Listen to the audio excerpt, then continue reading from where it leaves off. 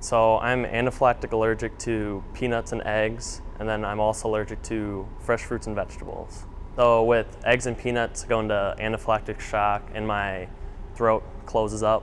With fresh fruits and vegetables, I just get kind of itchy, like my throat and tongue get really itchy and I just get uncomfortable. I think the biggest one for me is just not being able to eat fresh fruits and vegetables. Like I could have canned fruits or like vegetables if you cook them or anything, I'm fine with them, but just I can't grab an apple or banana and take it on the road with me. Basically just something on the outside of the fruit, so once it gets processed by either being canned or cooked or baked or even sometimes frozen, then I'm able to have it. They're not really sure why my body does that, but that's just kind of what they told me. So I found out I was allergic to peanuts and eggs when I was younger, about 1 or 2. My sister was having a peanut butter and jelly sandwich, and I reached up on her tray and kind of touched it, and I touched my face and got hives. So my parents brought me into the doctor's office, and they tested me and found out I was allergic to peanuts and eggs at that point.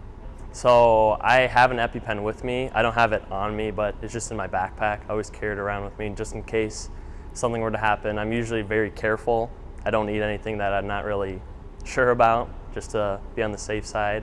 And then, yeah, working with kids, like you said, don't really know where their hands have been, what they've been eating, so I usually give them air high fives so I don't have to worry about that. There's treatments to kind of lessen the severity or like give me more time if I did accidentally ingest something that had eggs or peanuts, but I don't think there's any real cure to it. It would just kind of build up a tolerance for me, so that way it'd give me more time to get to the hospital. I donated bone marrow last May. The doctors, they asked me tons and tons of questions, and one that popped up a lot was about my allergies, because when I donated bone marrow, basically my immune system goes into the person I'm trying to help save, and so they might develop some of the same allergies as me. So they were very curious about that, and that was kind of interesting that my immune system is going to someone else and they have to deal with some of the same allergies that I have to.